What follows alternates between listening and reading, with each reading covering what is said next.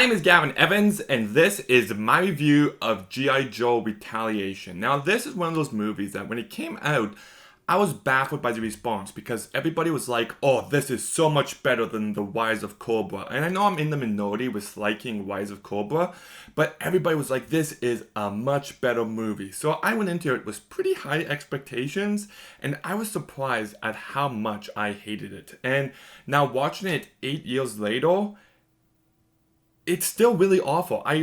I'll never get the people who said that this is better than the first one, because at least the first one is aware of how dumb and goofy it is, and it has fun. Because my biggest problem with this sequel is that it takes itself too seriously.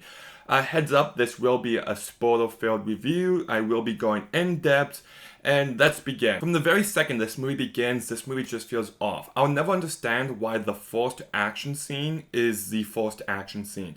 The second action scene where Duke dies should have clearly been the start of the movie, because you've got a mission leading up to Duke's death and then he dies. That's a good start to the movie. But here we get this mission that's just so irrelevant, doesn't add anything to the movie, and it just fills up at one time. It's trying to establish Duke's and the Walk's relationship, and I just never buy it. It felt incredibly forced, and when Duke died, I felt nothing, which bums me out because I do like Duke in the first movie, but this movie doesn't even feel like a sequel. Because after Duke dies, with the exception of Storm Shadow and Snake Eyes, almost no one else is in the first movie. You don't got Ripcord, you don't got Baroness, you don't got Scarlet, you got nobody. This is an entire new cast of characters, so I don't even understand why they made it a sequel, because none of the characters carry over into this movie. They should have just rebooted it.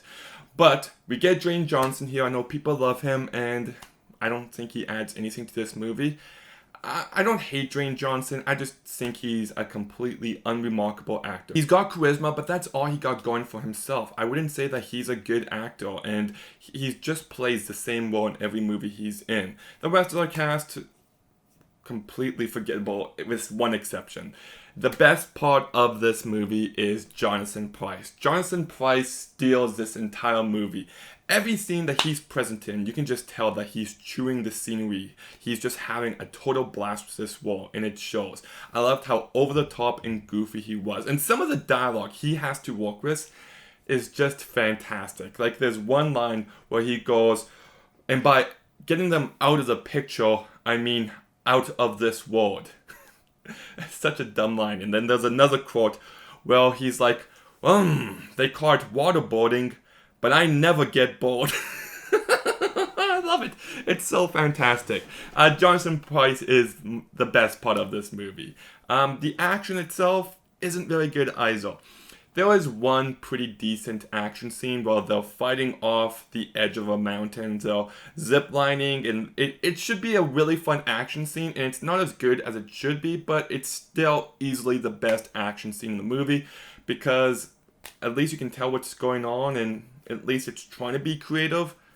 But yeah, aside from that, the action's not good. The movie's also really poorly edited. There's one scene where they're trying to capture someone, and he's out in the middle of the world. They grab him and they put him into their vehicle, but the way that it's edited, you couldn't even tell what was going on. The entire Snake Eyes plot in this movie is awful. It feels like they completely forgot about him, and then they're like, oh shit guys, we forgot to write his Snake Eyes into the plot.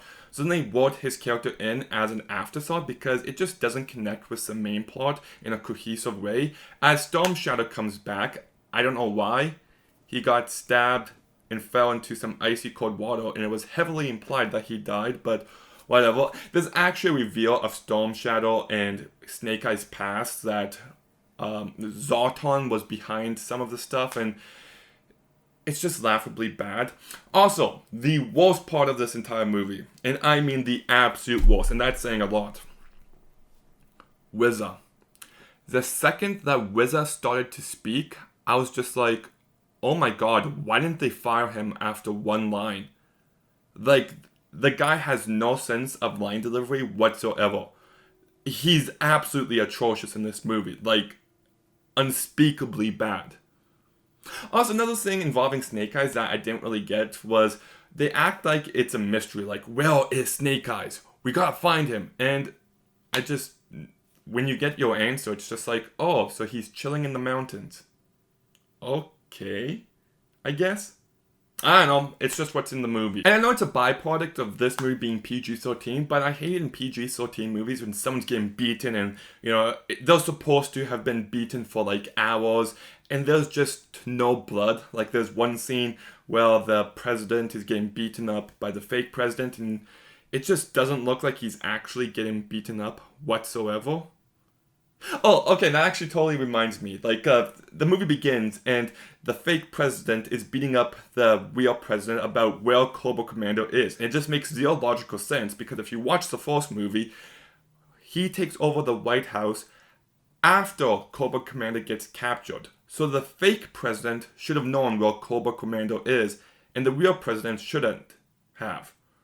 It's just, there's no logic behind anything that's going on. And then they go to break out Cobra Commando, and they capture Snake Eyes, and they take him to this highly secured prison, and they don't even remove the mask until he gets there, and then they're like, what? This isn't Snake Eyes?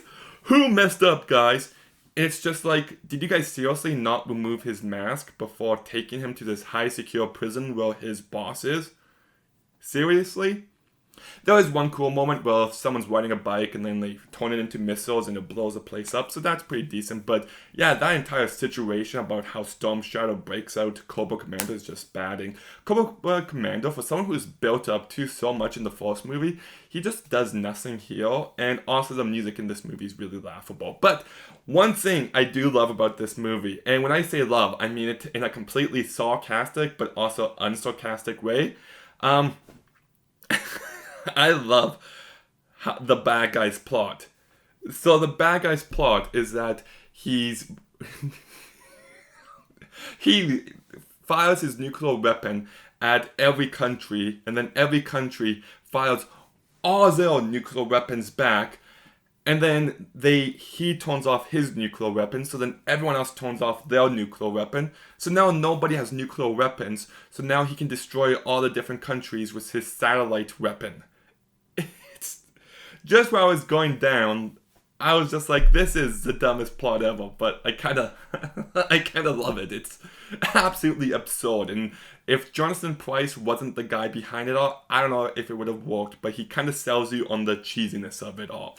I also do like Bruce Willis in the small time he's in this movie, mainly because there's a scene where he's getting guns, and like there's just guns everywhere in his house, and I thought that was a really funny moment. And oh yeah, and speaking of the bad guy's plot of the satellite that fires a weapon or whatever, I wish they kind of set that up throughout the entire movie. Like, I don't know why they couldn't have just done that at the beginning of the movie, because it's not like they're building to it throughout. You're just trying to figure out, what are they going to do? And then it just turns out, oh, they got a big satellite thing. Like, if they had to get pieces of that satellite throughout, and then you'd be like, what are they building? And then it turns out it's a satellite.